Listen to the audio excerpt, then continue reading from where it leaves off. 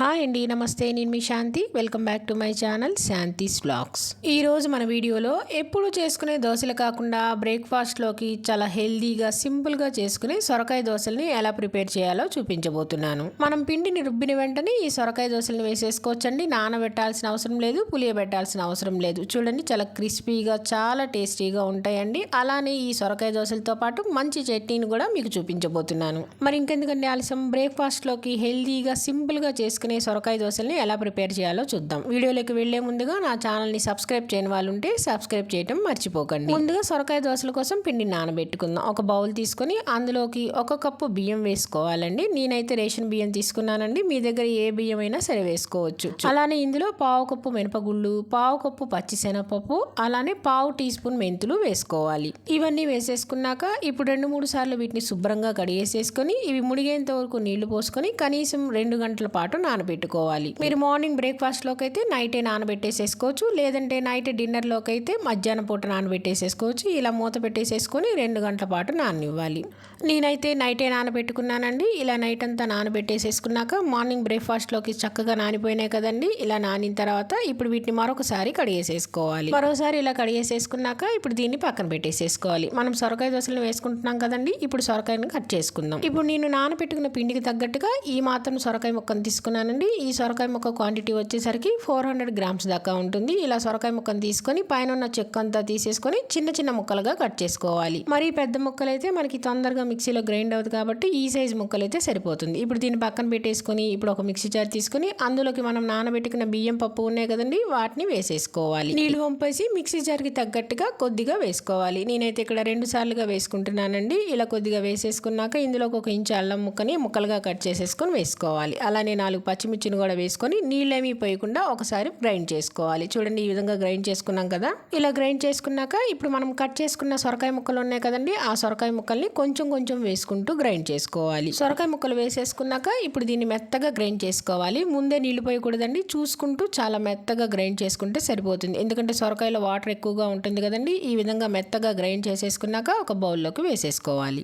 ఇప్పుడు మరోసారి కూడా మిగిలిన సొరకాయ ముక్కల్ని నానబెట్టుకున్న పప్పును కూడా వేసేసుకుని ఇలానే మెత్తగా గ్రైండ్ చేసేసుకుని పిండిని బౌల్లోకి వేసేసుకోవాలి. పిండి అంతా వేసేసుకున్నాక ఇప్పుడు ఇదే మిక్సీ జార్లో కొద్దిగా నీళ్లు పోసేసుకొని ఆ నీళ్ళను కూడా పోసేసుకుంటున్నానండి. ఇలా నీళ్లు కూడా పోసేసుకున్నాక ఇప్పుడు దీని మీద మూత పెట్టేసి పక్కన పెట్టేసేసుకోవాలి. ఇప్పుడు మనం చట్నీ కోసం స్టవ్ ఆన్ చేసుకుని ప్యాన్ పెట్టుకుని ప్యాన్లో 1 టేబుల్ స్పూన్ ఆయిల్ వేసుకోవాలి. ఆయిల్ వేసుకున్నాక ఇప్పుడు 10 నుంచి 12 దాకా పచ్చిమిర్చిని వేసేసుకుని ఈ పచ్చిమిర్చిని దోరగా వేయించుకోవాలి. మంటని మీడియం ఫ్లేమ్లో పెట్టి ఈ పచ్చిమిర్చిని దోరగా వేయించుకోవాలి. మరీ ఎక్కువగా వేయించుకుంటే మాడిపోతాయండి. ఈ విధంగా వేయించేసేసుకున్నాక ఇప్పుడు ఇందులో 1/4 కప్పు పుట్నాల పప్పు వేసుకోవాలండి. అదే చట్నీ పప్పు అంటారు కదా, ఆ చట్నీ పప్పుని 1/4 కప్పు వేసేసుకొని ఈ పుట్నాల పప్పును కూడా కలిపి వేయించుకోవాలి.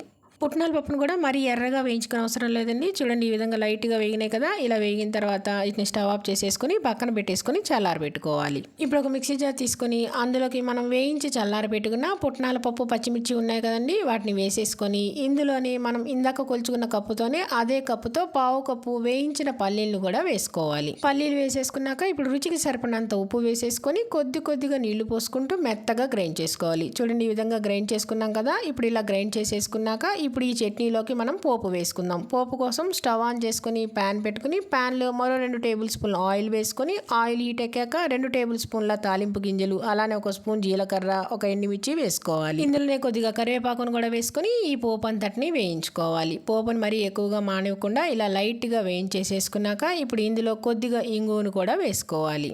ఇంగువ వేసేసుకున్నాక ఇప్పుడు ఈ పోపు ఇంగువ అంతా కలిసేలా మరొకసారి కలుపుకోవాలి. పోపు అంతా ఇలా బాగా వేగిన తర్వాత స్టవ్ ఆఫ్ చేసేసుకొని ఈ పోపుని మనం మిక్సీ వేసుకున్న చట్నీలోకి వేసేసుకోవాలి. పోపు వేసుకున్నాక ఈ పోపు అంతా చట్నీలో కలిసేలాగా కలిపేసేసుకోవాలి. మీకు చట్నీలో పోపు అనేది అవసరం లేకపోతే ఈ పోపు అనేది స్కిప్ చేసేసుకోవచ్చు. పోపు అంతా కలిపేసేసుకొని చట్నీని పక్కన పెట్టేసేసుకొని ఇప్పుడు మనం రెడీ చేసి పెట్టుకున్న దోసపిండి ఉంది కదండి, ఆ దోసపిండిని మూత తీసేసి ఒకసారి ఈ దోసపిండి అంతా కలిపేసేసుకోవాలి.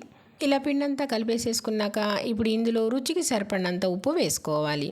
ఉప్పు వేసేసాక ఉప్పు అంతా కలిసేలాగా కలిపేసేసుకోవాలి. మనం ఈ పిండిని రుబ్బిన వెంటనే దోశలు వేసేసుకోవచ్చండి. పులి పెట్టడం, నానబెట్టడం ఇవేమీ అవసరం లేకుండానే మనం రుబ్బిన వెంటనే దోశలు వేసేసుకోవచ్చు. పిండి అంతా ఇలా కలిపేసేసుకున్నాక సరిపడినన్ని నీళ్లు పోసేసుకొని మనం దోశలు వేసుకోవడానికి వీలుగా ఈ పిండిని కలుపుకోవాలి.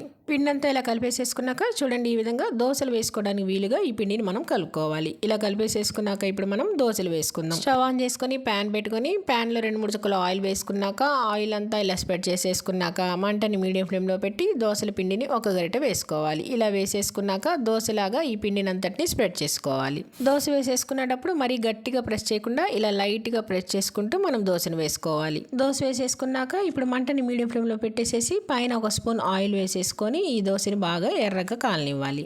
దోశ చూడండి, ఈ విధంగా కాలిన తర్వాత ఇప్పుడు నిదానంగా రెండో వైపు కూడా తిప్పుకోవాలి. రెండో వైపు కూడా కొద్దిసేపు కాలనివ్వాలి.